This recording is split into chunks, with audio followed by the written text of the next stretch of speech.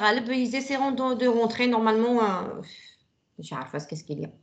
Yadra, mademoiselle Tiali. قال لك توجو بروبليم يقولوا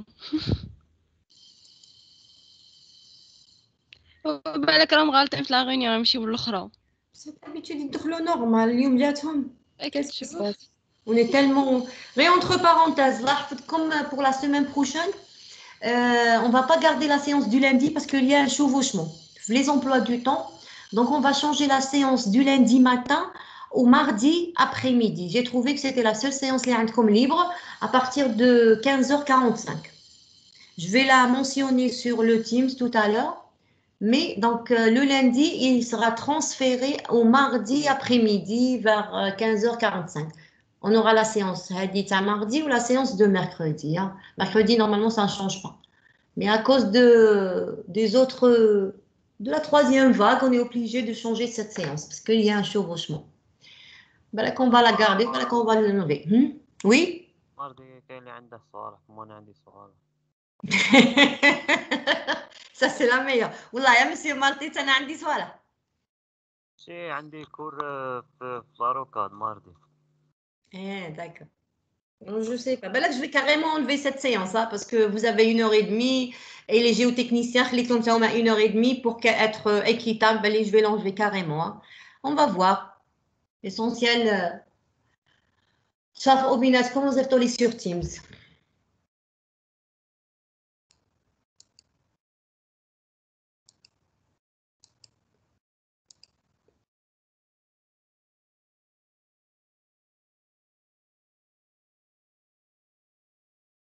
Est-ce que je peux continuer? C'est bon. Alors pour les autres, Allah passe même. Oui, c'est bon, madame, c'est bon. J'espère. Alors, on continue. Qu'est-ce que je disais? J'étais où? Attendez, on était là, on était encore là. J'avais parlé sur la photo, l'image qui se trouve en haut, c'est le creusement d'un tunnel à la méthode autrichienne, comme on l'avait vu, en 3D, avec Plaxis 3D spécialement. Vous avez en bas, si vous voyez les deux photos à droite en bas et celle du milieu, vous avez des cuvettes de tassement. C'est un mécanisme, spécialement on appelle ça mécanisme de rupture. Il y a eu une rupture au niveau d'un métro, au niveau du front de taille. Vous voyez le trou, le dash. Donc, quand vous passez par là, si vous passez par là et vous voyez ça, vous allez vous dire directement c'est un métro qui est en train de se construire ou bien c'est un tunnel. C'est spécifique au tunnel, pas autre chose. Ni aux ouvrages souterrains en général de type tranché, ni pour, je ne sais pas, un tassement, simple tassement. Non, ça, c'est spécifique au tunnel, ce cercle-là qu'on avait appelé cuvette, si vous vous rappelez. Hein. Alors, j'ai commencé par une introduction. Alors, qu'est-ce que j'ai écrit? Au stade des études préliminaires, les ouvrages souterrains sont fréquemment dimensionnés à partir de classification des massifs rocheux. Si vous vous rappelez, on avait dit qu'au tout à fait au début, qu'est-ce qu'ils faisaient? Ils construisaient les ouvrages souterrains spécialement les tunnels dans la roche parce que on n'avait pas les moyens, ils n'avaient pas les moyens, il n'y avait pas cette culture et ces grandes études qui se sont faites ultérieurement. Donc au début, c'était la roche parce qu'elle était résistante. On pouvait même ne pas faire un soutènement parce que c'était résistant, c'est la roche. Alors l'art des tunnels, parce que les tunnels, vraiment, c'est un art qui a demeuré jusqu'à les dernières décennies une science essentiellement empirique. Je vais expliquer qu'est-ce que ça veut dire. Dont les spécialistes se constituaient un savoir-faire à travers les expériences passées. Alors, tout ce qui est empirique, ça veut dire les spécialistes auparavant n'utilisaient pas des formules. Des formules comme celle du béton, celle des pans, c'est-à-dire des formules, je les utilise pour dimensionner le soutènement. J'allais, par exemple, on ne pouvait pas, jusqu'à maintenant, hein, on ne peut pas aller dans un chantier et dire voilà la nature du sol, voilà le type de soutènement que je vais utiliser, voilà les dimensions du soutènement que je vais utiliser, etc. Ce n'est pas des règles précises.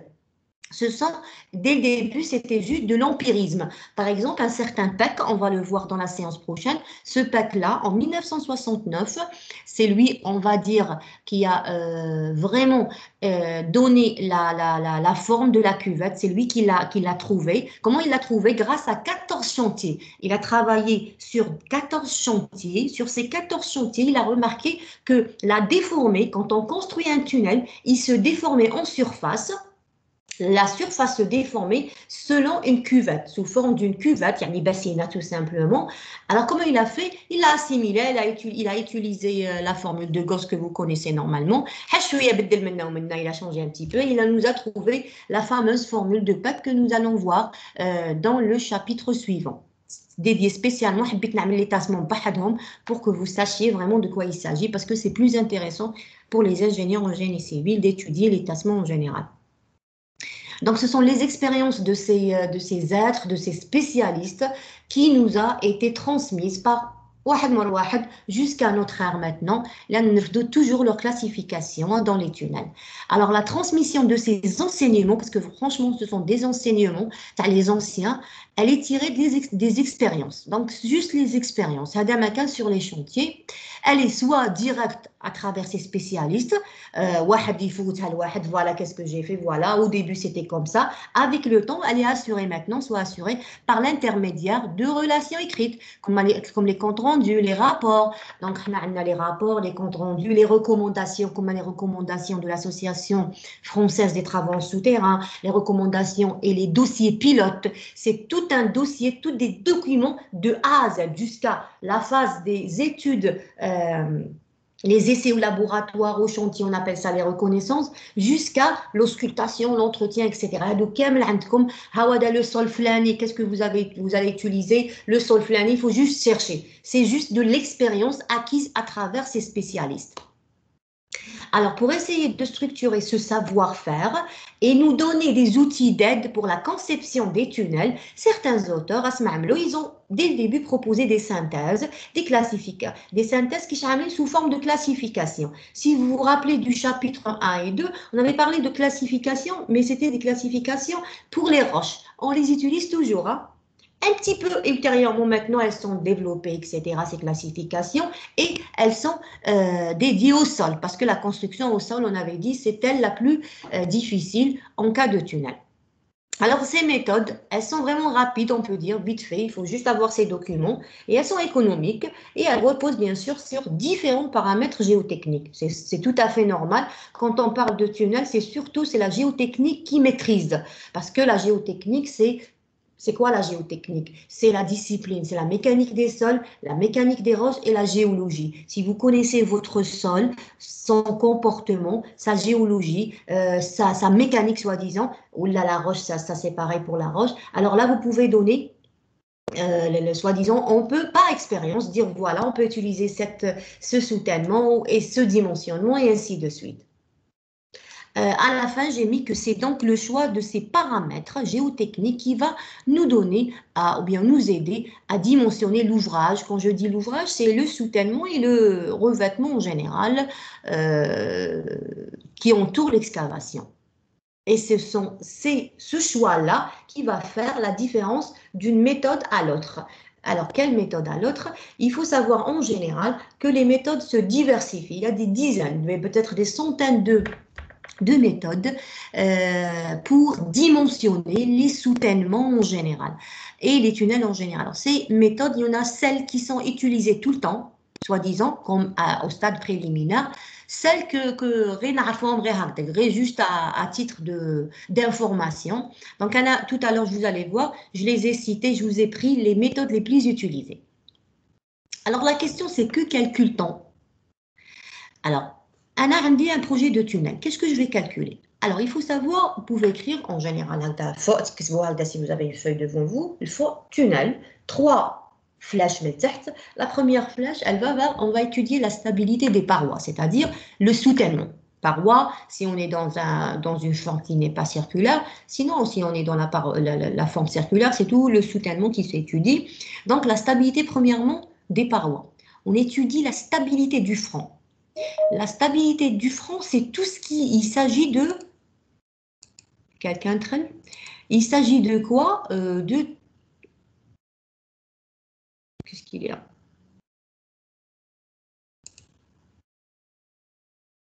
Rien, je croyais que quelqu'un voulait rentrer. Donc, je continue. Je disais que la stabilité du franc, c'est un problème 3D.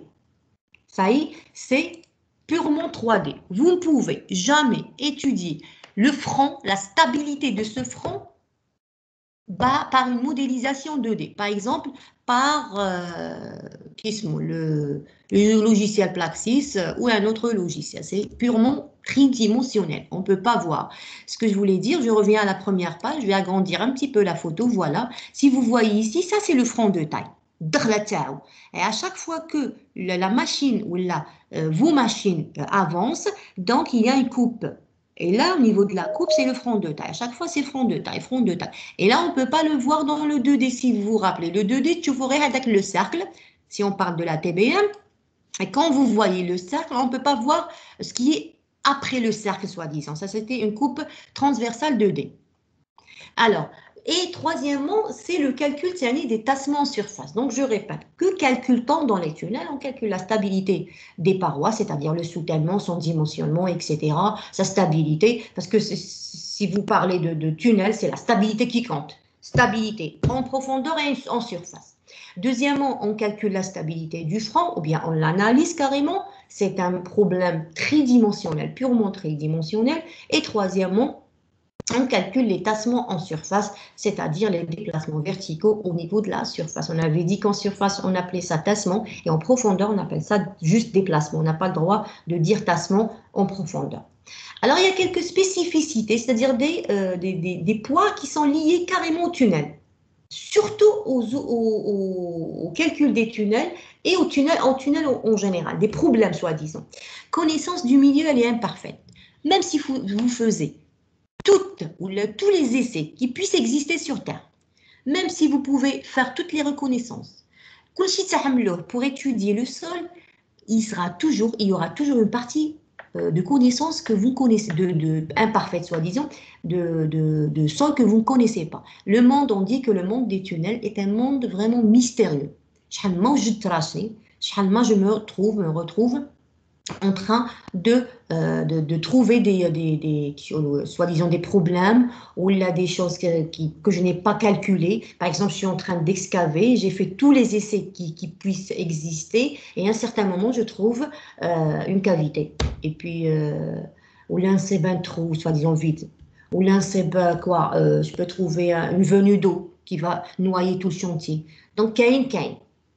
Alors, deuxième problème, soi-disant, ou la spécificité des tunnels, c'est qu'il n'y a pas de règlement, comme je l'ai dit tout à l'heure, de calcul. Il n'y a pas de règle à suivre. A, B, C, D, voilà messieurs, voilà mesdemoiselles, voilà les formules, vous allez les utiliser, vous allez me dire, dans X chantier, vous allez utiliser tout ça. Dans X, Y chantier, vous allez utiliser ce dimensionnement, cette épaisseur de soutènement, cette excavation, etc. Ça n'existe pas. C'est tout à fait différent des calculs de tout ce qui est pont ou bien bâtiment. Pont, j'ai dit tout à l'heure, dans un pont, vous avez les formules à suivre. Dans un calcul de bâtiment, vous avez, en troisième année, vous avez toutes les formules qui puissent exister.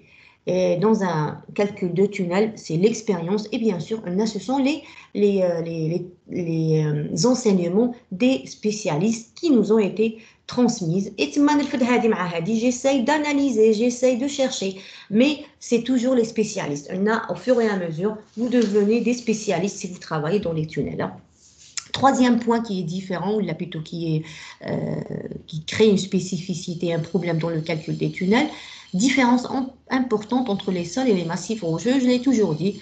Donc, entre sol et roche, ce n'est pas la même chose. Ce ne sont pas les mêmes soutènements qui s'utilisent, pas le même dimensionnement, etc. Parce que la roche, c'est résistante. Déjà, on la laisse à perdre. Tout ce qui nous importe le plus, ce sont les sols meubles, qu'ils soient pulvérilants ou bien qu'ils soient cohérents. Là, le problème réside dans les sols, ok? Ça va? Je peux continuer, il n'y a pas de question. Alors, S'il n'y a pas de questions, problématique maintenant du calcul du soutènement provisoire. J'avais déjà expliqué, quand on dit le terme soutènement, il est toujours lié au mot provisoire, parce que le soutènement se met provisoirement pour maintenir la stabilité de votre excavation, et avec le temps, qu'est-ce qui se passe? Vous allez, bien sûr, c'est lui qui tient, soi-disant, la structure, avec bien sûr l'aide du sol, et puis le revêtement qui vient après. Juste dans le cas de la TBM, le soutènement provisoire, c'est le revêtement définitif, on l'avait déjà dit. Donc, quelques problématiques. Là, je suis un ingénieur en génie civil. Comme dans un projet de tunnel, vous avez terminé maintenant, comme projet de tunnel. Même les spécialistes, chez les débutants, hein. Premièrement. Alors, comment je dois choisir le type de soutènement qui convient?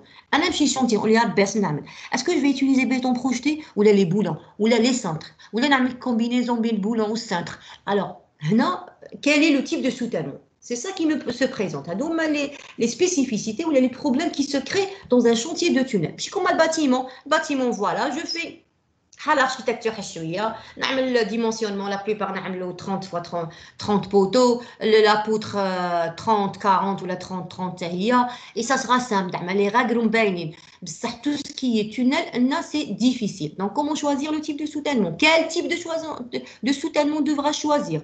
Deuxièmement, dimensionner au plus juste le soutènement choisi. Le dimensionnement, ça veut dire l'épaisseur. Quelle est l'épaisseur du béton projeté que je vais projeter? Est-ce que je vais projeter une seule couche ou deux couches? Je vais projeter 10 cm ou 20 cm ou même plus. Alors, la longueur des mailles ou l'émaillage des boulons, la longueur des boulons que je vais utiliser, 3 mètres, 5 mètres ou 1 mètre. Ce sont des questions qui viennent à l'esprit de l'ingénieur des tunnels, qui sont vraiment difficiles à trouver, et il faut qu'ils trouvent. Si vous êtes des ingénieurs en tunnel, un problème, un problème, c'est à régler. Type de nuance ou la nuance des cintres, l'acier, prise de béton la dernière fois, quelle est la prise de béton que je vais utiliser ou que je vais mettre? Donc la dernière fois, on m'avait posé la question. J'ai même pas cherché, hein, j'ai oublié, pardon. Donc, tiens, les spécificités, maintenant des calculs spécifiques au soutènement provisoire. Maintenant, les spécificités, il faut savoir que le soutènement, c'est un problème à 3 dimensions, normalement, mais on peut négliger, travailler en 2D. Mais la vérité, je dis la vérité, c'est un problème à 3D. Les notions de distance, vous êtes là. Alors, les notions de distance, pardon, où j'étais, la notion de distance au front de taille ou la front de pose. Alors, avec la distance que j'avais en parlé, je ne sais pas si vous vous rappelez, il y a toujours la partie bouclier. Si on parlait de la TBA, vous avez la partie du bouclier, si vous vous rappelez des vidéos, puis après, vous avez le train suiveur, la jupe, etc. Au niveau du bouclier, il y a jusqu'à 2 mètres, qui sont, comment dirais-je, le soutènement, les voussoirs se posent après 1 mètre. Comme la vidéo, on ne pose pas les voussoirs directement. On les pose après la face, la tête de coupe. C'est après 2 mètres. Comment la trouver? On va en parler ultérieurement. Et puis l'influence de la méthode d'excavation, comment va cette méthode influencer? Si je suis dans la TBM, alors je peux utiliser directement les voussoirs, il maintient la stabilité de l'excavation. Sinon, je suis dans une autre méthode de creusement, la méthode autrichienne ou d'autres méthodes. Alors là, bien sûr, l'influence, elle est plus grande, ça c'est sûr. Si vous avez remarqué, je parle surtout de TBM et de la méthode autrichienne, tout simplement parce que ce sont les méthodes les plus utilisées dans le monde des tunnels actuellement, hein. Alors, jusqu'à maintenant, c'est bon?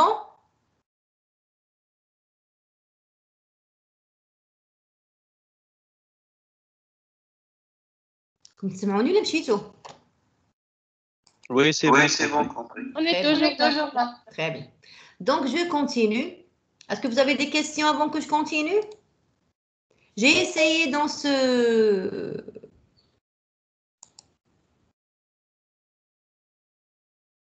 Ça rentre très avec. Faire rentrer. Qu'est-ce qui se passe? Je sais pas. Et alors? Alors, les méthodes maintenant de calcul, ce qui vous intéresse, je sais le plus, au début, c'était une introduction, soi-disant, des généralités sur les méthodes de calcul. Maintenant, quelles sont les méthodes de calcul qui existent dans la littérature ou là dans le calcul des tunnels? Donc, il y en a des dizaines et des centaines, comme j'avais dit la dernière, tout à l'heure, je veux dire. Mais les plus j'ai essayé de vous résumer les plus utilisés actuellement. Alors, en général, dans n'importe quelle méthode de calcul, il y a trois méthodes de calcul. Les méthodes empiriques, les méthodes analytiques et les méthodes numériques. Alors, actuellement, ce sont les méthodes numériques qui sont les plus utilisées. Si vous l'avez remarqué dans un calcul de bâtiment, peut-être vous allez faire un... Ah oui, je ne trouve rien. Qu'est-ce qui se passe? Pardon, parce qu'il demande d'entrer.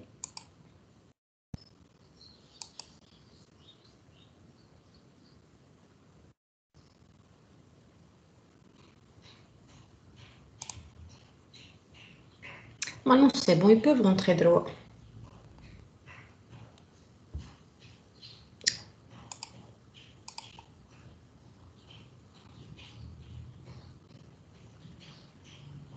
Ils ouvrent toujours la réunion. Je ne sais pas qu'est-ce qui se passe avec vous, camarades. Je continue. Donc, actuellement, j'ai dit que ce sont les méthodes numériques qui ont vraiment pris le sur-tête, soi-disant. Alors, si vous avez remarqué en béton, le calcul d'un bâtiment, vous avez eu des formules, beaucoup de formules en troisième année, peut-être même en master 1, sur le calcul des bâtiments.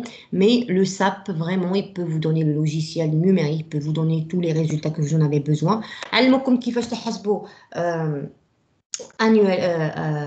analytiquement, et puis maintenant ils vous ont appris à utiliser le logiciel SAP, normalement vous le maîtrisez. C'est pareil pour les tunnels, il y a des méthodes empiriques, analytiques, mais actuellement c'est numérique qui est vraiment à la mode, soi-disant.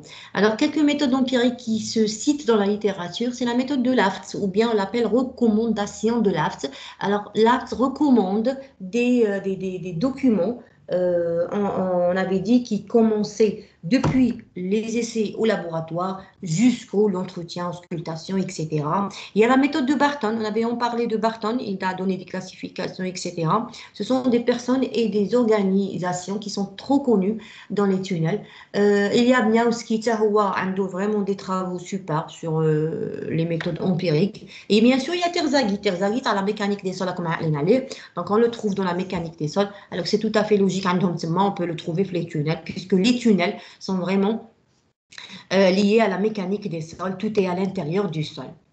Deuxièmement, quelles sont les méthodes analytiques? Les méthodes analytiques, il y en a des dizaines. J'ai cité les plus répandues. Quelle est la méthode de réaction hyperstatique ou quelle est la méthode convergence-confinement? Alors, pour la méthode convergence-confinement, elle est vraiment très utilisée et très connue, que ce soit en France ou ailleurs. On l'utilise pour, soi-disant, donner un certain dimensionnement au soutènement. Cette méthode, je ne sais pas si je l'avais dit, on peut l'inclure dans Plaxis. C'est-à-dire, si on peut l'inclure, il y a un module dans Plaxis qui utilise cette méthode. Plaxis utilise cette méthode, la méthode convergence-confinement pour les tunnels. Il utilise la méthode de la pression de confinement qu'on avait déjà en discuté pour modéliser, soi-disant, et donner les résultats en termes de, ou là, associés au tunnel. Il faut savoir que les méthodes analytiques permettent de déterminer quantitativement les paramètres de dimensionnement à partir d'un certain modèle. D'accord? Alors, vous utilisez les méthodes analytiques pour déterminer quantitativement, c'est la quantité des paramètres à dimensionnement, et puis destiné à schématiser le comportement de l'ouvrage. Sous l'effet de quoi? De sollicitation. Quand vous construisez un tunnel, tout ce qui est au-dessus du tunnel, pour lui, c'est un chargement. C'est du sol, mais c'est un chargement. Comme on a la mécanique des sols, on vous demandait de calculer la contrainte dans un point dans le sol. Donc, qu'est-ce que vous faisiez? Sigma est égal gamma fois H. Le gamma, c'est paramètre géotechnique du sol, le poids volumique. Le H, c'est l'épaisseur. Là, vous avez la contrainte, la force, soi-disant, qui se crée dans cette partie-là, dans cette surface-là du sol. C'est pareil pour les tunnels. On veut calculer la contrainte au niveau du tunnel. Donc, tout ce qui est au haut, la surface, soi-disant, ou l'épaisseur qui se trouve au-dessus, c'est-à-dire on parlait de couverture et de profondeur tout précisément, pardon. Et voilà. Je sais pas. Ah mais on le commettre louche haout ou là c'est bon parce que je reçois des invitations. Est-ce qu'ils ont toujours des problèmes vos camarades à entrer? Non, accepter. Yeah, c'est bon. Yeah. Très bien. Parfait. Donc, on peut continuer. Alors, voilà. On parlait de la méthode de la réaction hyperstatique. Elle est vraiment ancienne, cette méthode. Hein.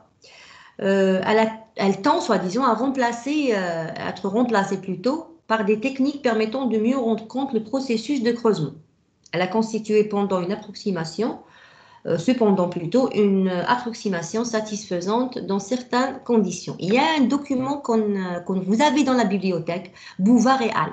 Donc, il y a des documents, il vous détaille soi-disant, il résume toutes les méthodes qui puissent exister. Si vous voulez avoir plus d'informations, vous pouvez le consulter. Comme la bibliothèque, non. Voilà. Oui. Le nom. Bouvard et Al. Vous avez normalement le syllabus. B-O-U-V-A-R-D et Al. Bon, sinon, vous pouvez tout simplement, comme un document de la bibliothèque, vous écrivez recommandations de AFTES sur Google et vous aurez toutes les recommandations que vous voulez. J'ai essayé dans ce cours de réduire et de résumer les choses les plus importantes, au moins pour que vous aviez des notions de base. Mais si vous voulez le détail, donc, si quelqu'un de vous, par chance, aura la chance de travailler dans un ouvrage souterrain ou là, dans un tunnel spécifiquement, donc vraiment, vous pouvez aller directement à l'AFD ou la dossier pilote. Ça a vraiment de A à Z. Donc, je continue. Qu'est-ce que je disais? Les méthodes numériques. Donc, les méthodes numériques, il y en a 4 qui existent. Il y en a d'autres, mais bon, les plus répandues, la première, soi-disant, c'est la méthode des éléments finis. Tout simplement, les méthodes des éléments finis, elle est la plus utilisée actuellement. Il y a une méthode des différences finies, qui est la méthode des éléments distincts, ou qui est la méthode des frontières. Elle est un petit peu utilisée, mais c'est-à-dire parmi les 4 qui existent actuellement. Là, je vous ai mis, j'ai trouvé une photo, voilà. Il s'agit de toutes les méthodes, soi-disant, avec un surplus. Bon, les méthodes les plus répandues. Hein. Alors, vous avez les méthodes empiriques. Par exemple, des jeunes, donc qui n'est pas vraiment utilisé. Il y a une autre. AFTS, l'Association française des travaux souterrains. Barton, ou Al, ça veut dire d'autres chercheurs ou les spécialistes. Mais c'est en quelque sorte. Vous avez la méthode de Białowski, une certaine méthode de Deal, Lofer et bien sûr Terzaghi. Donc, j'ai cité Terzaghi, j'ai cité Białowski, Barton et l'Association française des travaux souterrains. Ce sont les méthodes, je répète, les plus répandues. J'essaie de vous donner tout ce qui est d'actualité. Mais il existe bien sûr d'autres méthodes. À côté, vous avez les méthodes analytiques. Parfois, les méthodes analytiques aident les méthodes numériques. Sinon, moi, je préfère les séparer parce que le numérique, ça reste numérique, soi-disant. Il est basé sur l'analytique. Donc, vous avez les réactions hyperstatiques. La méthode que je viens de citer, la méthode convergence confirmée. Il y a la méthode que je voulais vous donner des exercices sur cette méthode qui est très répandue. Mais malheureusement, je pourrais pas le faire éballer sur le online, mais bon. L'essentiel, qu'il y a d'autres méthodes que je n'ai pas citées ici. Voilà, les méthodes analytiques, vous avez les méthodes numériques qui existent, l'intégrale de frontières, ou là on appelle ça méthode de frontières carrément, la méthode des éléments finis, différences finies. Il y a d'autres méthodes, la méthode de bloc rigide. Apparemment, les méthodes, c'est-à-dire les méthodes que le logiciel se base sur. Hein. Des logiciels se basent soit sur l'intégrale de frontières, soit méthode des éléments finis, différences finies, éléments distincts, bien bloc rigide. Mais surtout, la plupart des logiciels qui sont fiables actuellement, c'est ceux qui se basent sur la méthode des éléments finis. Alors, l'autre méthode, la dernière, qui est une quatrième méthode, on a empirique, analytique et troisièmement numérique, qui est une métrologique. Métrologique, moi je préfère ne pas en parler parce que ça, il mange comme il fait de mauvais. Ne vous cassez pas la tête avec, voilà. Et on passe maintenant. Voilà. Maintenant, j'ai trouvé la branche qui est vraiment intéressante. Ce sont des branches. Qu'est-ce qu'il y a? Vous éteignez vos micros là. Donc, on a dimensionnement, je les ai regroupés ici avec plus de détails. Méthode empirique, analytique, numérique, ou quand ça approche paramétrique, etc. Ça, on n'a pas يهضروش عليه. عاودي empirique, vous avez là l'APS, les درنا عليهم bien, qui Barton, Terzaki, la méthode de Hockey-Brom. Donc, en général, كاينين هنا avec soi-disant un petit peu plus de détails, mais كاين واحد اخرين, je répète. Alors, je vais maintenant parler des méthodes chacune séparément. Vous avez méthode empirique. Les méthodes empiriques, on les utilise au stade des études préliminaires, c'est-à-dire l'avant-projet. Alors, l'avant-projet, les ouvrages souterrains sont fréquemment dimensionnés à partir d'un de classification des massifs rocheux. En effet, l'art des tunnels, on avait parlé, attends, pardon. Non. Est-ce que j'ai... Pardon, un petit peu. Non, j'avais parlé ça. Et parce que j'avais un petit peu changé dans la rôle, donc je peux éliminer, j'ai dit pardon. Très bien. Donc, je répète, les méthodes empiriques, on les utilise surtout au stade des études préliminaires. Mais si, normalement, les méthodes empiriques, hein, même les études, les méthodes analytiques et numériques. Il faut être un petit peu logique et penser correctement. Alors, Anna, je suis en train, on m'a donné un projet de tunnel, il faut que je l'étudie au niveau de stade, l'avant-stade projet. Moi, je vais l'étudier tout simplement pour dimensionner et savoir correctement qu'est-ce que je vais utiliser. Si j'utilise les méthodes empiriques, je peux les utiliser, ce n'est pas faux. Par exemple, pour faire vite fait. Ça y est, les méthodes empiriques, les formules empiriques, pour faire un calcul rapide, soi-disant. Sinon, bien sûr, les méthodes numériques, je le fais au niveau des études préliminaires pour soi-disant, comme je suis avec l'application que je vous ai donnée. Là, vous avez eu un modèle de tunnel et c'est un modèle réel là, qui se trouve en Netherlands. Donc, Plaxis normalement fournit des modèles réels. Avec le modèle, je l'ai un petit peu simplifié pour vous, je l'avais dit. Vous avez juste un sol homogène, mais pour le dimensionnement, pour le revêtement du tunnel lui-même et soutènement, ce sont des... j'ai donné des données réelles, d'accord? Donc, on peut rentrer les données et voilà, si j'ai un projet, on fait rentrer les données, on fait les calculs, on dit voilà, mais d'après l'interprétation de l'ingénieur à la fin de toute l'application, ou tout le projet, toute l'étude, qu'est-ce que je fais? Je choisis, voilà, le tunnel que je vais le choisir avec un diamètre de soi-disant 5 mètres. Avec un dimensionnement, voilà les caractéristiques du soutènement, l'épaisseur de 35 cm, vous l'avez vu, sur les données du revêtement, on l'avait vu ensemble, les modules d'élasticité Maroua, quel est le béton à utiliser, et etc. Ça, hein? Donc, la principale, si on parlait de l'AFS maintenant, la principale activité de l'AFS, comme on l'avait dit, c'est de diffuser des recommandations. Sur le net, vous trouvez de A à Z, je l'ai déjà dit, dans le domaine des travaux souterrains. Alors, ces recommandations sont préparées au sein d'un groupe de travail. Tout un groupe, c'est toute une équipe. Ce qui est bien chez eux, ce sont des groupes, on les appelle des équipes qui travaillent ensemble. Chacun prend de ses connaissances, des connaissances ultérieures. Oui, à les recommandations qui sont vraiment presque parfaites. Hein. Puisque rien n'est parfait, si je me le permettez, vous permettez que je le dise, c'est parfait. Donc l'art, c'est les recommandations, vous allez voir, c'est vraiment, ça aide beaucoup les ingénieurs en tunnel.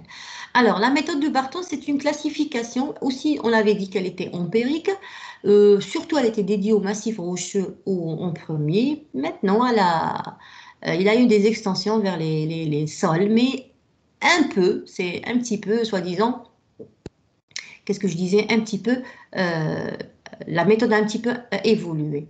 Alors, le principe de cette classification, c'est le même que celui de la classification du Bianchi qu'on va voir après ce paragraphe. C'est-à-dire quoi? Noter la qualité du massif. Là, qu'est-ce qu'ils font? Alors, tout ça, toutes à part l'AFT, Barton ou la Bianchi ou la Terzaghi, ont des classifications, ont des abacs, soi-disant, ou là, des tableaux. Voilà, si vous avez un tunnel dans un sol ou la roche tendre, voilà, vous calculez ça et vous allez utiliser ce soutènement, ce tube de soutènement. Ça y est, عندك هذا le آخر تستعمل هذه. Il y en a des dizaines, mais si au niveau de votre chantier, vous changez un petit peu. Vous pouvez garder la même conclusion تاعهم, sinon on peut changer un petit peu suivant l'expérience. C'est l'expérience qui règne, le monde des tunnels.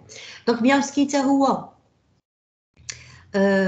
qu'est-ce qu'il a fait? Il a proposé des classifications du massif en vue d'y creuser une galerie souterraine. Il a combiné des facteurs tels que le RQD. RQD, c'est la qualité de la roche, soi-disant.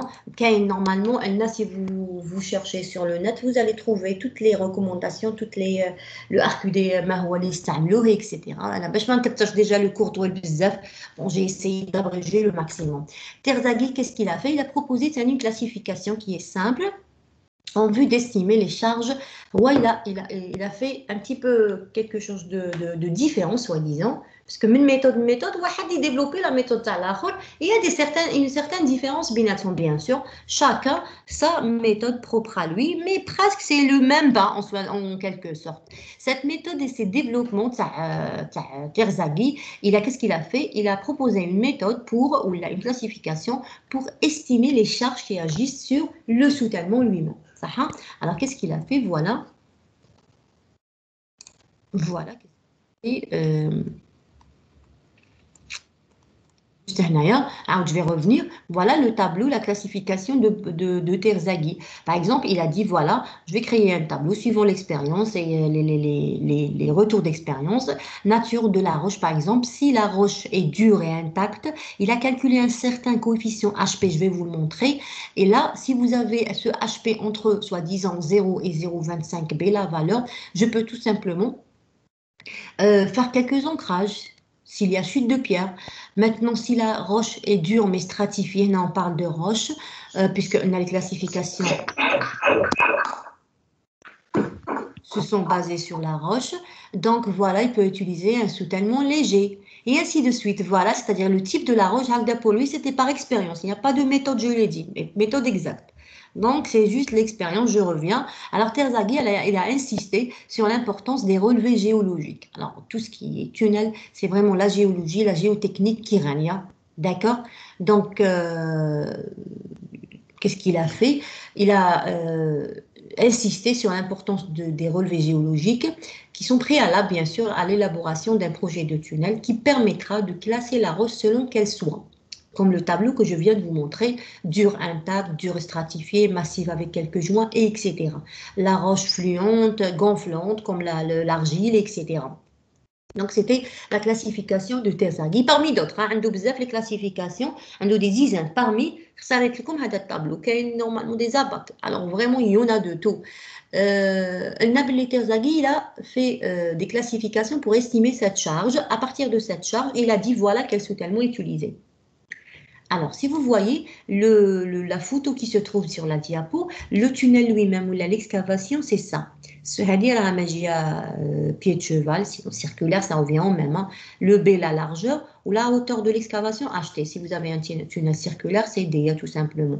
Alors, comme le hadouliam assuré au-dessus de votre excavation, la partie hadil et la largeur B ou la hauteur HP, pour lui, ce sont les charges qui s'exercent sur l'excavation. Vous avez une excavation, par exemple, à 20 mètres de diamètre. Tout ce qui est au haut, mais si la clé de tunnel jusqu'à la surface, c'est la charge qui s'exerce. Elle peut être limitée, mais elle peut arriver à une surface. Hein.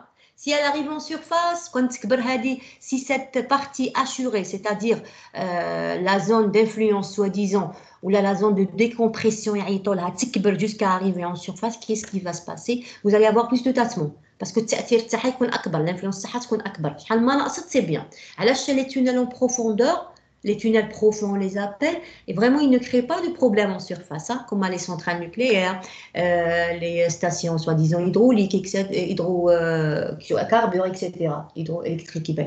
Donc, il ne faut pas avoir soi-disant peur des tunnels profonds, on a toujours peur des tunnels qui sont peu profonds, c'est-à-dire qui se rapprochent de la surface, parce que la zone de décompression, elle peut arriver en surface et influencer sur le voisinage, les bâtiments, les constructions, etc. D'accord?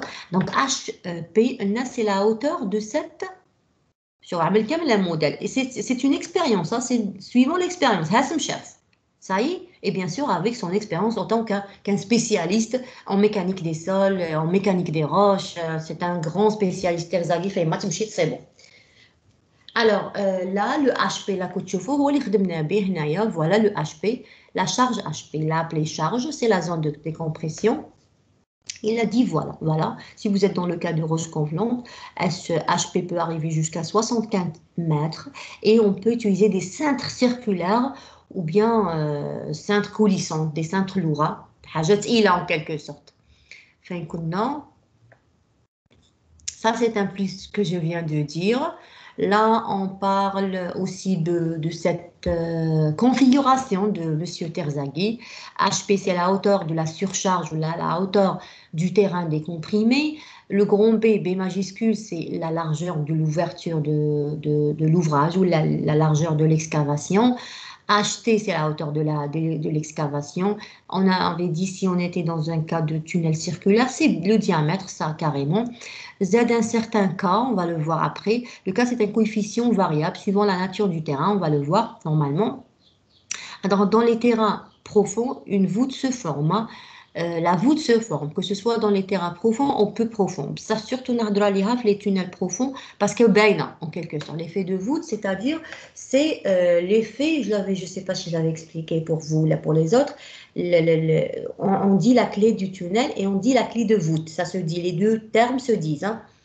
La voûte, c'est tout ce qui est au-dessus du tunnel. Quand vous faites une excavation, d'après la nature du terrain, on peut avoir une certaine stabilité. Mais le terrain, vous ne pouvez pas avoir une déformation où il y a des effondrements. Tout de suite, c'est selon la nature du sol. Si le sol est la roche, là, on peut dire que l'effet de voûte est lent. Il peut rester des décennies. Hein. On peut même ne pas mettre un soutènement. Juste côté esthétique, dans le revêtement définitif. Si je suis dans le cas de sol meuble, pulvérillant, cet effet de voûte peut se terminer après une seconde si je suis dans le sable, ou qui peut durer des 72 heures ou la plus si je suis dans une nature de sol meuble un petit peu résistante. Les tunnels profonds. Oui. Bien sûr. كيفاش؟ الصور عندك يقطع مسيو. Les cours عندك. C'est bon. C'est bon, ça y est. Oui. Oui, monsieur. Monsieur, la question. J'attends. Oui. J'ai dit que pour les sols meubles, est-ce Oui. que la méthode de Terzaghi est adaptée pour ces types de sols? Parce que selon le tableau ferré, les roches. Alors, c'est ce que j'ai dit. C'est ce que j'ai trouvé. Il y a d'autres abacs, il y a d'autres normalement tableaux, soi-disant, surtout les abacs. Les classifications floues. Terzaghi, mais je Terzaghi, ça fait Fawa Terzaghi. Donc, il est vraiment ancien. Terzaghi et les autres, quand ils ont fait ces classifications, c'était pour la roche. Droit, tout simplement, on fait une extension, soi-disant, vers les sols meubles. Par exemple, là, tu vois la roche gonflante. Même pour lui, c'était la roche, mais cache sol meuble. On a les sols meubles, mais au début, il ne connaissait pas. Déjà, les études sur les sols meubles, si vous essayez un jour de chercher sur le net, vous allez trouver que les études sont vraiment récentes. Hein. Ça y est, donc la roche gonflante, on peut le dire, voilà, la roche gonflante ou la roche fluente, c'est-à-dire fluage. Il n'y a pas de... Là, on peut parler de sol meuble, soi-disant, en général. Hein. On peut... tout simplement tout ce qui est sol. On peut le faire.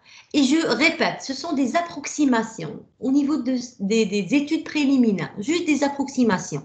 C'est-à-dire des roches gonflantes comme à l'argile. Je peux arriver jusqu'à 75 mètres pour la charge HP.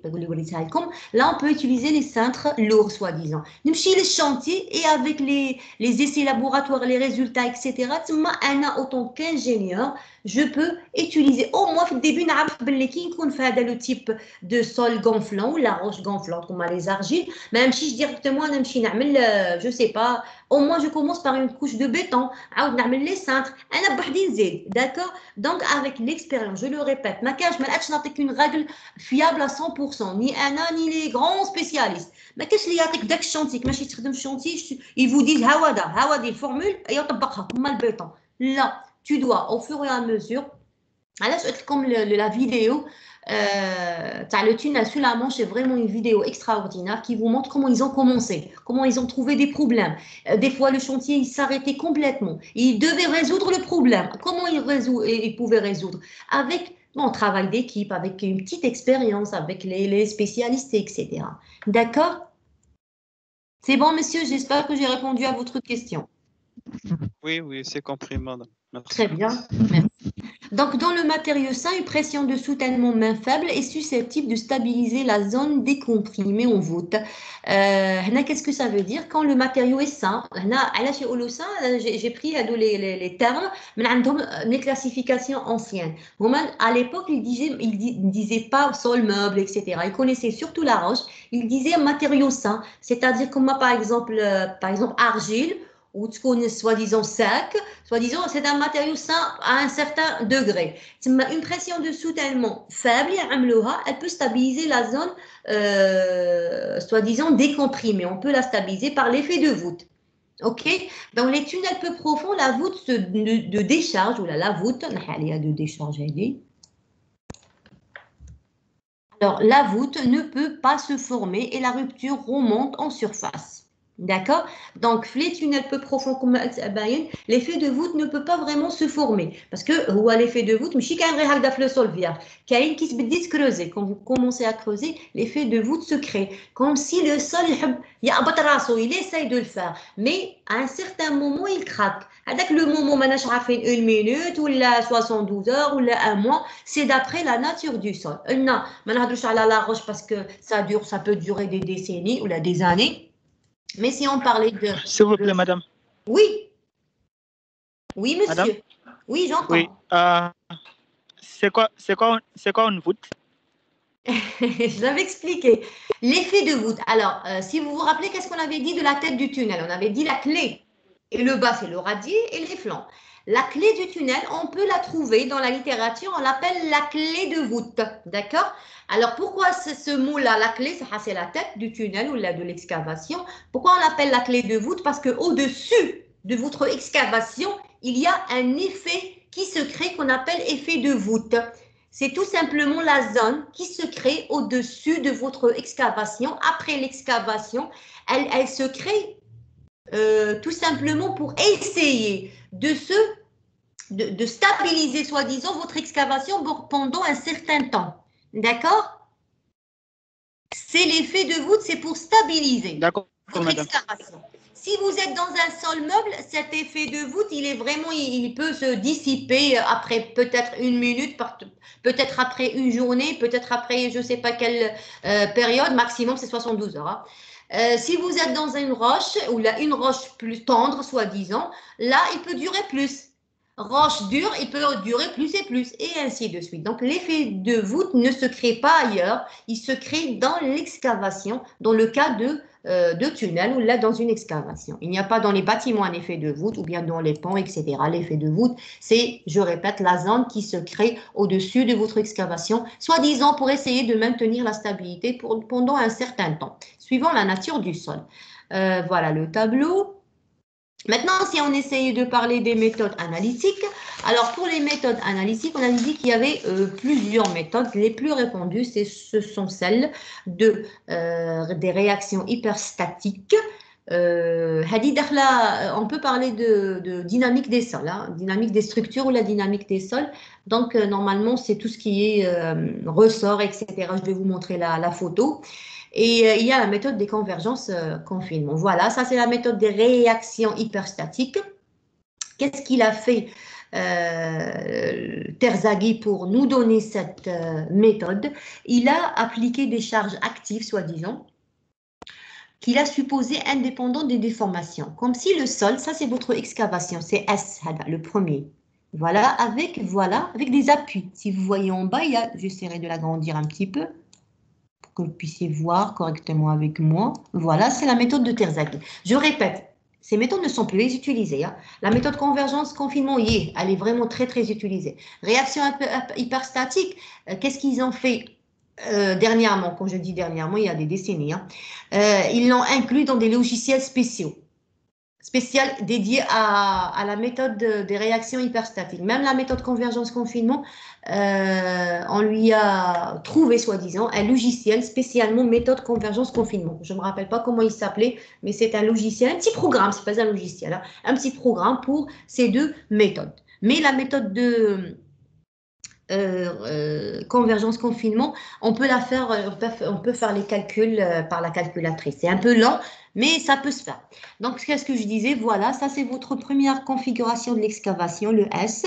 Et vous avez après des formations, comme si, comme s'il y a le terrain qui est là, il est en train de jouer comme un ressort. Comme un ressort, il là le tunnel, il a assimilé Terzaghi, il a essayé d'assimiler le comportement du terrain comme des ressorts, le cas 0, rigidité, le cas non, là, je suis avec le cas, pardon, donc c'est un autre cas. Je vais voir tout à l'heure, je ne me rappelle pas. Donc, je répète, cas, c'est la rigidité des ressorts. Il joue comme si c'était le terrain jouait le rôle de ressort sur votre excavation. Et soi-disant, soi-disant, il change la forme de l'excavation elle-même. Ce sont les charges actives qui s'appliquent par le sol. Qui dit charge dit contrainte. Il faut savoir que si vous avez... Alors, juste une petite question. La contrainte au-dessous de la surface du sol, par 1 mètre, elle est plus grande ou la contrainte qui se trouve à 2 mètres au-dessous de la surface du sol? Je vous dis qui est le plus grand? Quelle est la plus grande? Là. À 2 mètres, madame. Très bien, tout simplement parce que la contrainte, comme je l'ai dit tout à l'heure, est égale à gamma fois h. H, s'il est petit, ça veut dire que la contrainte est petite et ainsi de suite. Là, h, elle est petite. C'est pourquoi vous avez cette forme de charge. La charge ici, elle est, soi-disant, ou bien la contrainte ici, elle est plus petite que la contrainte en bas. C'est ça la forme, grosso modo, la forme ou la méthode de Terzaghi qu'il a utilisée, la méthode analytique. Donc, Terzaghi a une méthode empirique ou analytique. Il est partout. Terzaghi est vraiment partout. Mécanique, j'ai des sols, comme je l'ai dit, des roches. La géologie, vraiment, Terzaghi est le père de la mécanique des sols et tout ce qui est sol en général. Au début, c'était la roche. Donc, voilà, par exemple, comme la méthode des réactions hyperstatiques, elle peut être utilisée dans des programmes spéciaux. Je ne connais pas, mais je sais qu'ils existent. Je n'ai jamais cherché, mais je sais qu'ils existent. Donc, voilà, l'effort du soutènement, modélisation du soutènement, voilà, ce sont les appuis, les ressorts, voilà, de l'amkhadjin. Donc, on assimile le terrain à des ressorts et vous avez, voilà, les efforts qui s'appliquent. Après la modélisation, vous avez cette modèle-là, cette modélisation-là, voilà. Ce sont les efforts dans le soutènement. Parce que quand je parle de soutènement, surtout, je parle d'efforts, de moments et d'efforts. D'effort axial, d'effort tranchant, comme je vous l'avais montré sur le logiciel. Mais quand je parle de sol, c'est toujours des déformations, déplacements de préférence.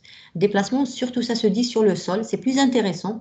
Mais ça, on peut le faire bien sur Schna, sur Plaxis, on peut le faire pour le soutènement, mais de préférence, puisque c'est une structure, c'est du béton, acier ou n'importe quelle structure. Donc, de préférence, parler de tout ce qui est moment, tout ce qui est effort tranchant ou effort axial. La méthode convergence-confinement. Alors, la méthode convergence-confinement, on peut ne pas l'appeler méthode. il conviendrait mieux de l'appeler concept. C'est un grand concept. Alors, les idées et la théorie qui est liée à cette méthode, que ce soit convergence ou là, le mot confinement, sont reprises dans toutes les approches de dimensionnement. Pour dimensionner, où vous allez pour dimensionner un tunnel, bien sûr tunnel et sol, alors là, ou là pour modéliser un tunnel, en général, c'est vous entendez ces deux termes-là.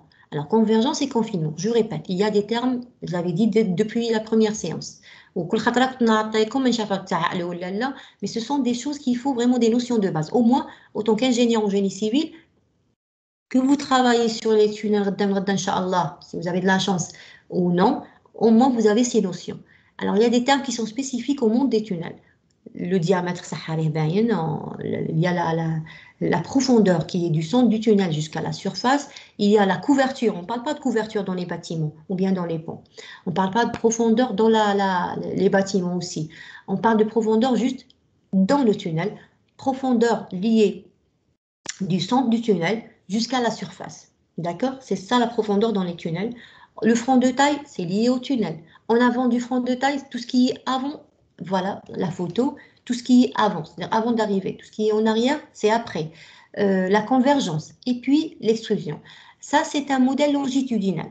L'Axis n'est pas muni d'un modèle longitudinal, si vous vous rappelez, mais j'avais dit, j'espère que je l'avais dit, quand vous faites un modèle 2D, vous avez un modèle en plan, c'est-à-dire vous avez trois configurations. Soit vous utilisez un modèle transversal comme on l'a vu sur Plaxis, soit il y a le modèle axisymétrique. Comme Balak on le fera, mais je ne pense pas vraiment, on n'a plus le temps. Sinon, vous avez le modèle longitudinal. Ça, c'est un modèle longitudinal qu'on ne peut pas voir ailleurs, juste dans la configuration 3D. Donc, le 3D, vous pouvez voir les trois, comme je vous l'ai montré au début, Kamel, la diapo. Il y a le 3D, vous avez le modèle transversal en face, à côté longitudinal, et même on peut voir l'axisymétrique. Voilà ce que je voulais dire. Donc, parmi ces termes qui sont liés au tunnel, ce sont les termes convergence et confinement. Alors, quand le tunnel se déforme, il y a une certaine convergence. Quand on dit convergence, c'est lié carrément au tunnel. On ne peut pas dire convergence du soutènement, c'est convergence du sol. D'accord? C'est convergence liée au terrain. Je ne sais pas ce que j'ai dit. Convergence, c'est ça, là, c'est terrain.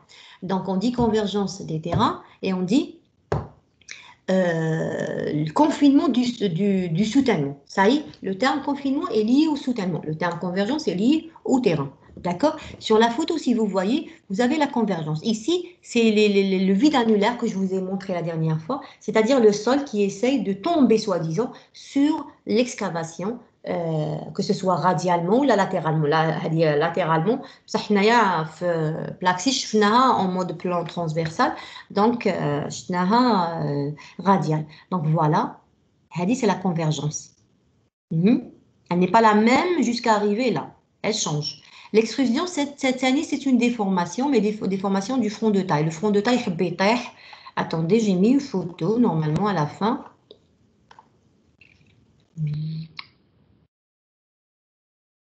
Voilà, Hadi par exemple, voilà, si vous voyez, ça c'est l'extrusion du front de taille. Surtout Hadi, c'est le mécanisme de rupture, Hadi. Voilà, sur les habitaires, des fois il y a des fois il y a ça dépend, soit en arrière, soit en avant. Donc, je reviens. Puisqu'on ne va pas faire des exercices sur la méthode de convergence-confinement, d'habitude je fais beaucoup d'exercices, soi-disant, mais bon, je ne vais pas vraiment trop parler, mais je vais parler de son principe, soi-disant. Donc, qu'est-ce que je disais? Les deux termes. Alors, la convergence est liée au déplacement, c'est-à-dire le déplacement du sol. Maintenant, on peut parler de décompression, soit convergence, soit taqarub, ou la décompression, taqarub ou abdart, soi-disant. Causée par la présence du tunnel, le confinement est lié à la pression radiale qui s'applique sur le parcours de l'excavation. Pourtour, je veux dire, de l'excavation. Donc, c'est le confinement du soutènement qui essaye de se déformer. Donc, on parle ici de confinement. Le confinement, comment on a confiné, comment on a confiné. Donc, le soutènement, non, c'est presque la même chose. Ça va être soi-disant. D'accord? Il faut savoir juste une chose, que là, au niveau de cette partie, après l'avancée de la machine ou des machines, après, on a des déformations. Hein. Ça y est, le sol s'est stabilisé. En avant, ici, je peux dire qu'il n'y a pas aussi... Donc, je n'ai pas normalement de déformation. Je ne suis pas arrivée en avant du front. Donc, le sol n'est pas perturbé. Donc, ce qui m'importe le plus, c'est le front de taille. Qu'est-ce que j'avais dit tout à l'heure? J'avais dit que le calcul de tunnel se fait pour les tassements, pour le soutènement, il se fait pour le front de taille. Et j'avais précisé que le front de taille, c'est le siège. J'avais dit que c'était un calcul purement tridimensionnel. Et qu'est-ce que je suis en train de dire? Que le siège des grandes déformations se situe au niveau du front de taille. C'est ma qui m'a une étude 3D, franchement, tu ne peux pas connaître les grandes déformations. 2D, avec les calculs 2D, je parle des calculs numériques qui se font largement maintenant, vous allez avoir un ordre de grandeur. Mais les vraies déformations, ce sont au niveau du front de taille. Au-dessus d'un calcul 2D, vous avez fait un calcul 2D, donc vous ne pouvez pas voir les vraies valeurs de déformation. OK? Voilà.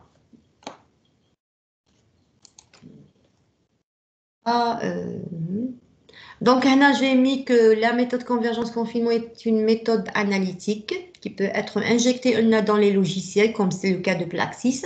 Toutes les formules sont explicites. Elles sont claires, les formules. Hein. Elles sont difficiles un petit peu. Comme je peux des calculs, parce que on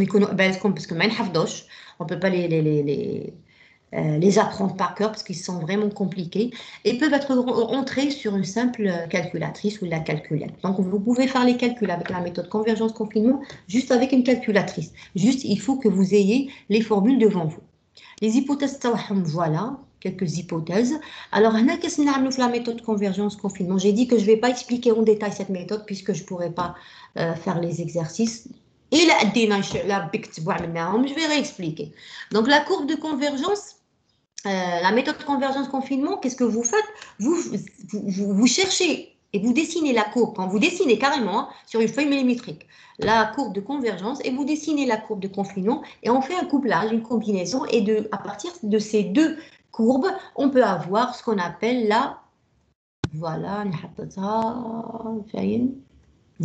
on peut avec la combinaison ou la couplage avoir le déplacement dans l'équilibre et la pression d'équilibre. Vous pouvez avoir avec cette combinaison, avec cette méthode convergence-confinement, la pression d'équilibre. Imaginez la pression qui équilibre votre soutènement et votre sol.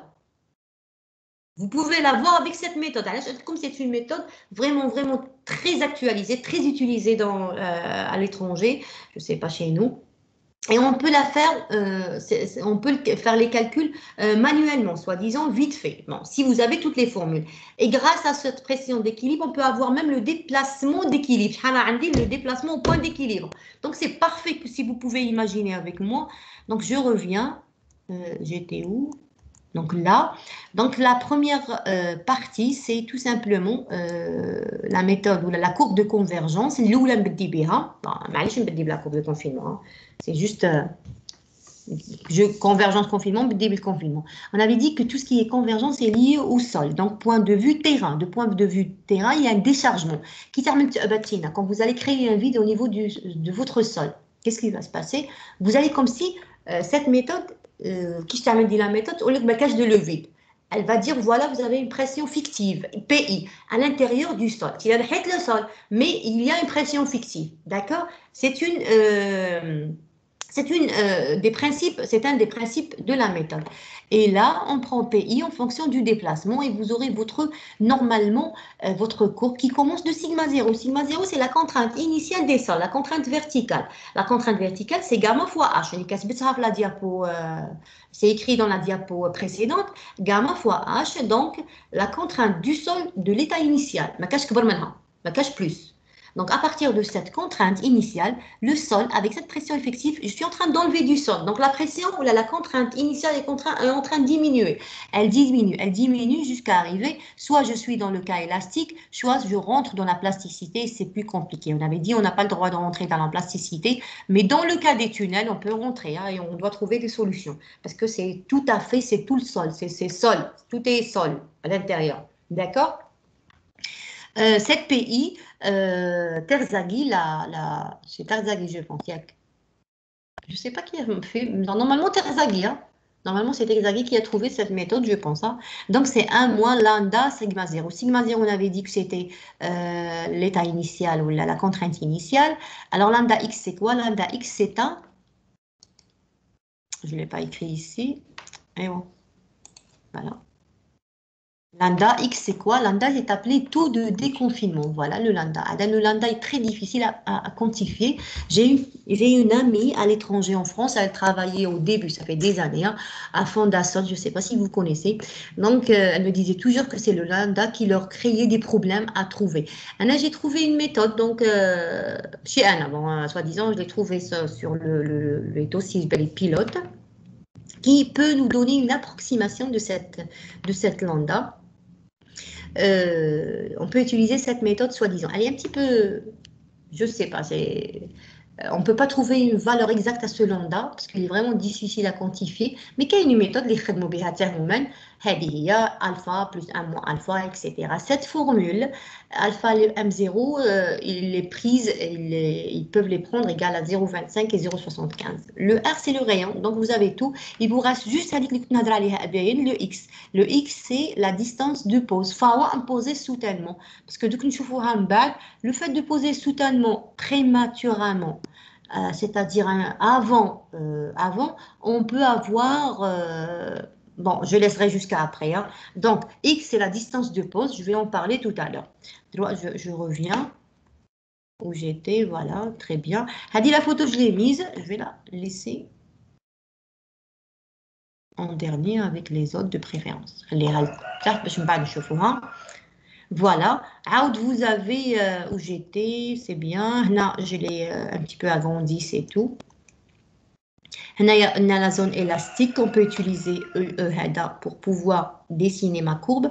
Donc, je répète, la courbe ou la méthode convergence confinement, ce sont deux méthodes qui se dessinent à la main, mais avec Excel, mais on peut le dessiner.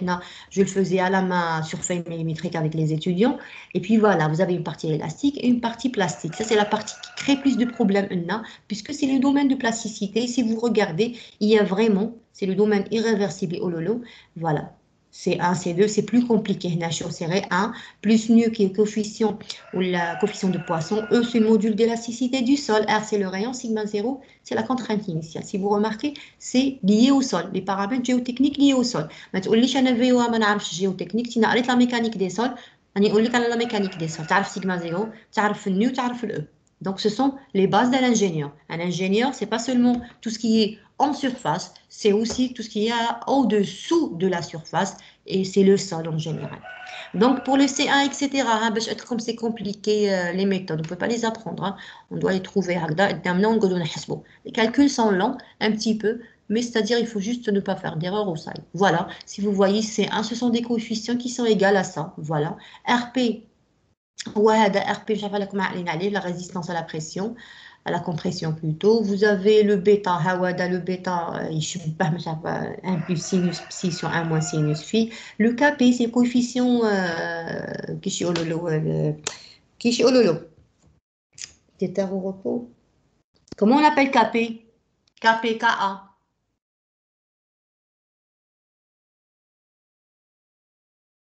Coco, vous êtes là? Oui, madame.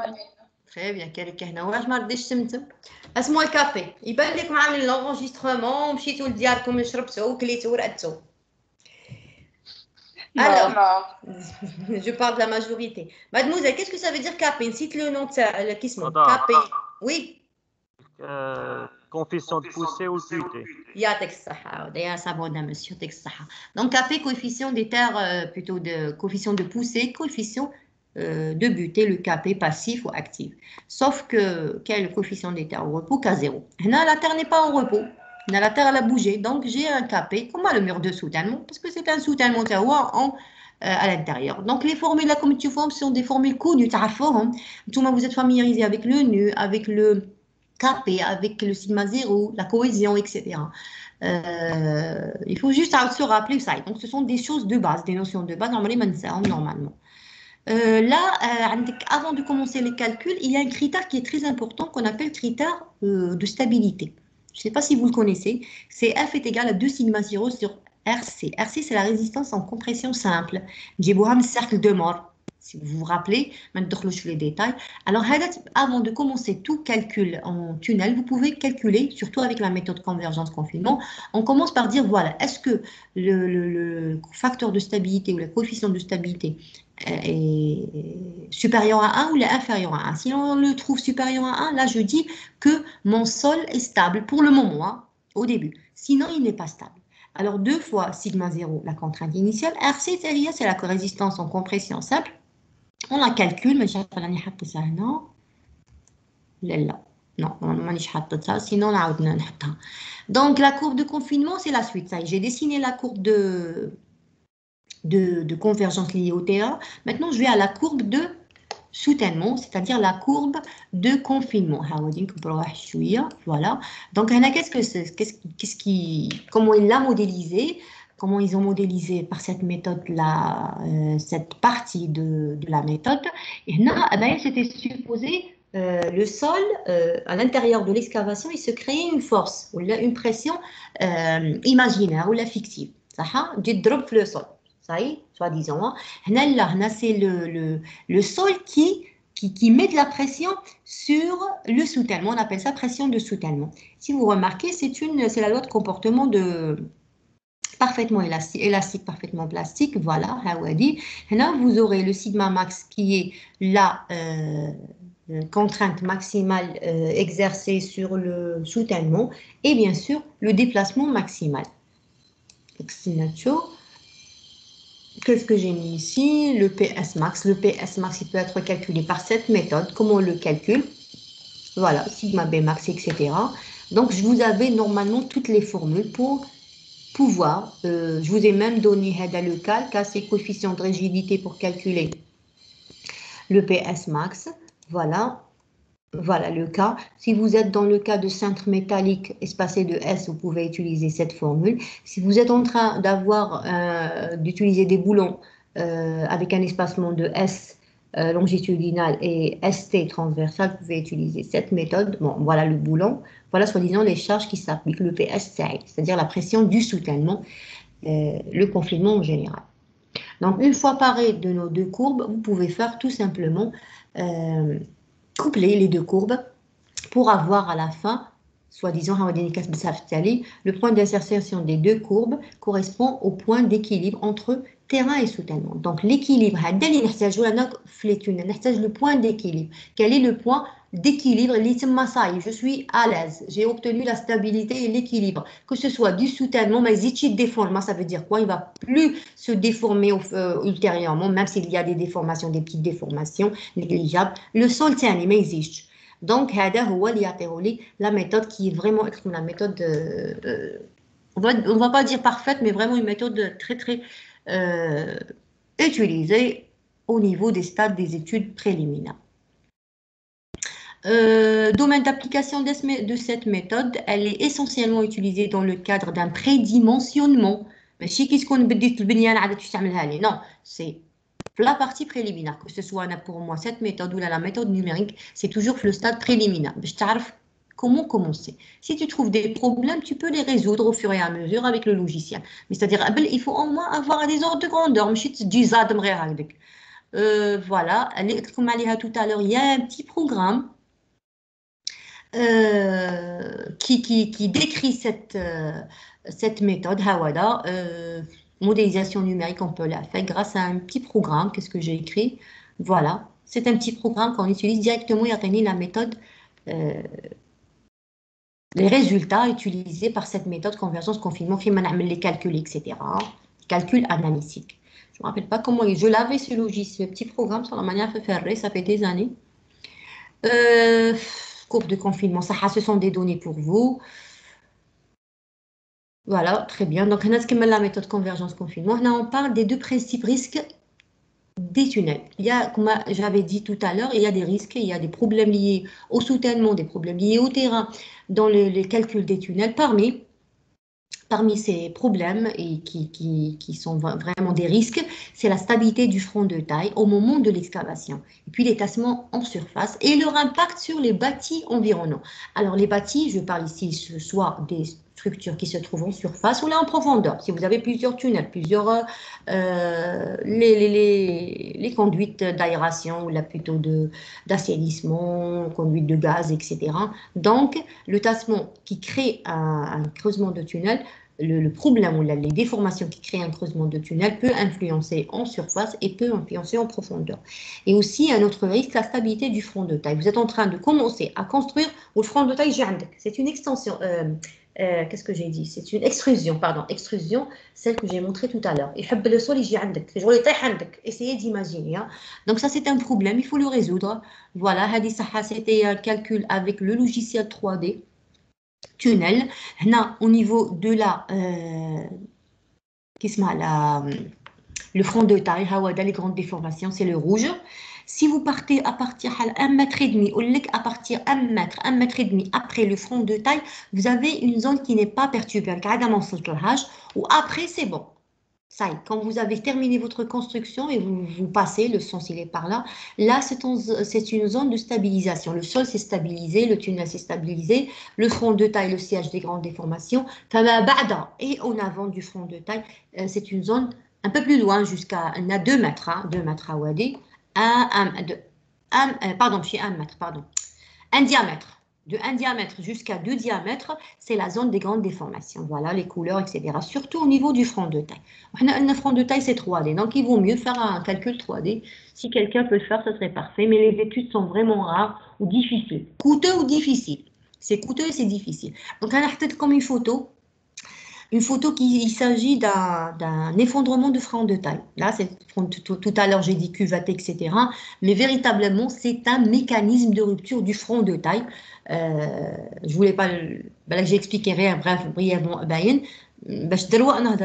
voilà, ça c'est une route normale. Ils étaient en train de construire le front de taille. Comme vous êtes en face à votre micro, en face, imaginez que le tunnel a marché en face. Il y a eu cette rupture. Alors imaginez, donc j'essaierai de dire pardon, donc le tunnel تاعكم هذا اللي صرا هذا الفوق اللي صرا هذا لو كا هو هذا. Sinon vous avez ce cas là هذه ماشي الماء شتا طاحت ça c'est pas de la pluie, ça c'est la nappe اللي طلعت parce qu'il y a eu un effondrement. هذا le cas. Donc هذا il a été modélisé comme ça. D'accord? Vous avez cette forme de rupture, c'est pas une cuvette, c'est parce que la cuvette de tassement elle doit être limitée. Maximum les sables, elle est de 65 mm, le S-Max, le tassement maximal taha. Et quand on est dans le cas des argiles, c'est 36 mm normalement maximum. Hein.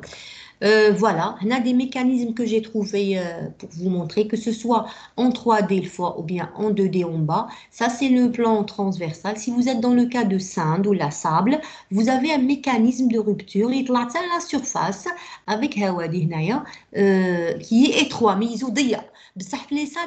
c'est plus large. Et la cuvette est plus large. Là, c'est la cuvette et là, le mécanisme.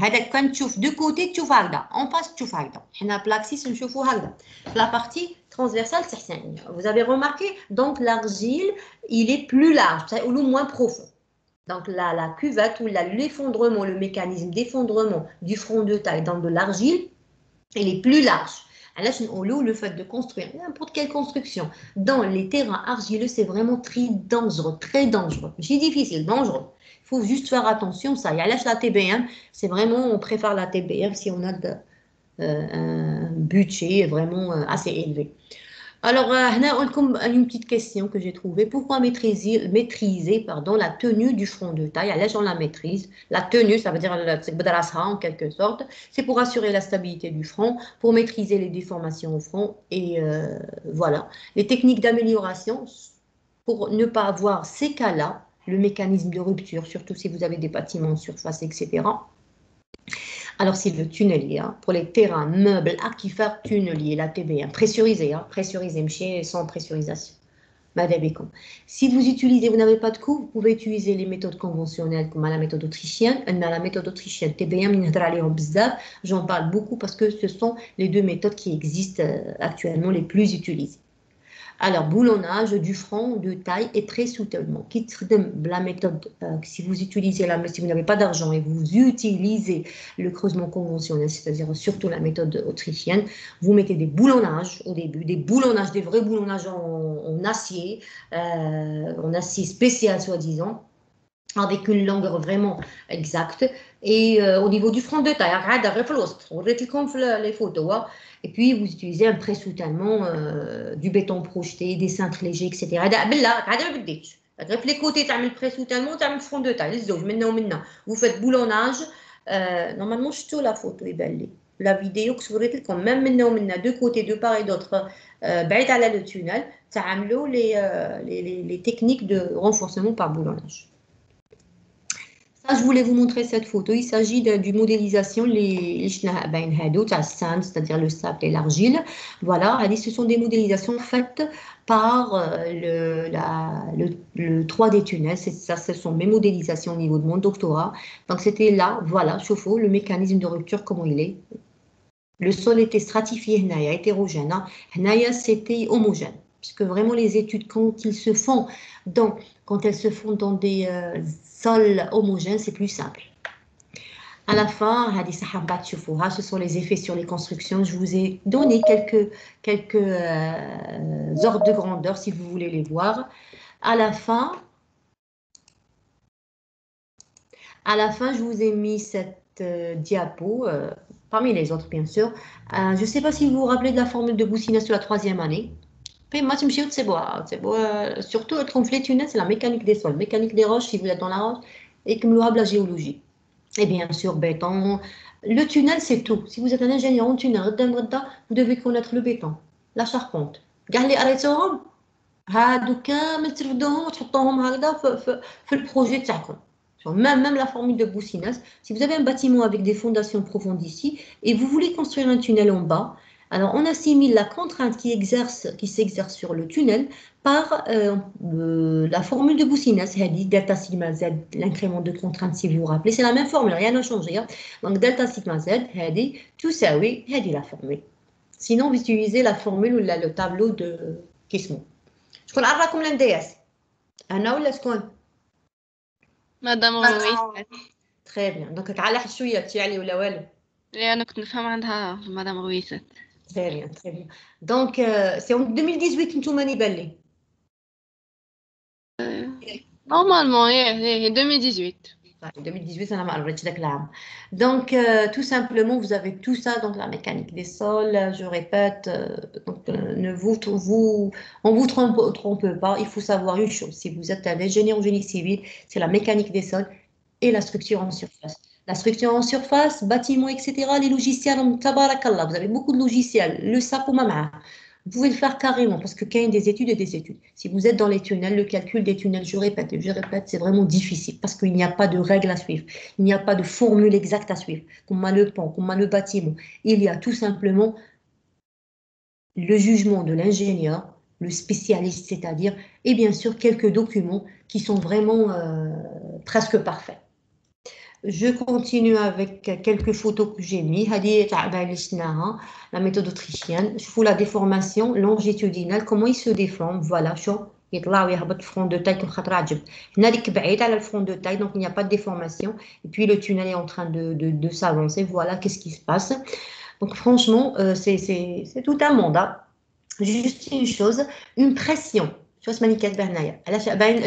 me suis arrêtée, je l'avais déjà dit, puis je me suis dit, je vous avais dit que je vais le dire tout à l'heure, une pression frontale trop importante accentue les tassements. Ça ne veut pas dire que vous mettez la pression, un béton très, vous projetez du béton avec une grande épaisseur, ça veut dire que vous maintenez la stabilité. On ne peut pas dire que le fait de mettre un soutènement lourd, une nature de terrain, ça veut dire que je vais être stable et sécurité. Non, alors quand vraiment c'est difficile. Hein. Parfois, vous pouvez avoir un refoulement. Avec le soutènement, vous allez avoir refoulement, c'est-à-dire soulèvement. Soit vous avez un tassement, les soutènements, soit vous avez un refoulement. Le sol est là. Effondrement, effondrement. Vous pouvez avoir un effondrement, les deux cas. Vous augmentez le dimensionnement de votre soutènement et de votre pression de confinement, تحصل على un effondrement. Vous diminuez beaucoup votre pression de confinement et votre dimensionnement de soutènement, vous pouvez avoir un kissement, un effondrement. Alors, il faut vraiment faire attention dans ces cas-là. Alors maintenant, normalement, j'ai terminé. Si vous avez des questions, sinon, on se voit. Alors, l'Umasm Larba. Essayez de voir entre vous. Normalement, l'arba, la ghalb, ma عنديش فين نعبيها. Pour le monsieur de tout à l'heure, je m'excuse, mais la ghalb, j'ai vraiment un chevauchement, ما كاش فين نبدلو. كنت حابه نبدل لا ليسونس L3, mais هذيك ما لقيتش نقريهم صباح وعشيه. عندهم 2 3. نبدلها لهم 3 يقراو صباح وعشيه, c'est pas faisable, surtout les L3. تاعي صغار عليكم. Donc, on reste pour le mardi, je répète, 15h45. Et vous me dites si ça, je sais pas. بالك نحيوها من بعد, je sais pas. L'essentiel mardi ou mercredi à 10h45, ça reste. Des questions, mesdemoiselles, messieurs? Si vous n'avez pas de questions, je vous remercie. Madame, j'ai une question concernant la modulation Plaxis de la fois passée. Oui. Pour visualiser les déplacements vertical ou horizontal, est-ce qu'on doit faire une coupe horizontale dans le deux cas? J'ai dit visualiser où correctement? Est-ce que j'ai précisé? Non, par exemple, pour visualiser les déplacements vertical ou horizontal au niveau de la clé du radier, on doit faire une coupe horizontale dans le deux cas? Alors, vous faites une coupe au niveau de la clé, j'ai dit que c'était de préférence coupée horizontalement. Au niveau de la surface, coupée horizontalement. Au niveau des radiers, de préférence, je veux dire, coupée verticalement. Vous pouvez faire tout ce que vous voulez, hein, mais au niveau de la clé, logiquement, c'est horizontal. Et aussi au niveau de la surface. Quand vous faites la coupe, vous allez vers Deformation, et là, vous cliquez sur Déplacement vertical. Vous avez votre déplacement vertical, et vous allez vers Déplacement horizontal, vous avez votre UX. C'est bon? C'est comme ça que vous pouvez visualiser, vous pouvez tout voir. C'est bon? D'accord, c'est bon, merci. Merci à vous et à la prochaine, Inch'Allah. On se voit donc le mardi prochain à 15h45. Bon appétit. Merci, Allah يعاونك madame. Madame, bonjour. Merci, madame. Également, au revoir. Bon appétit, madame. Merci beaucoup, au revoir. J'ai téléchargé la liste, hein, c'est bon.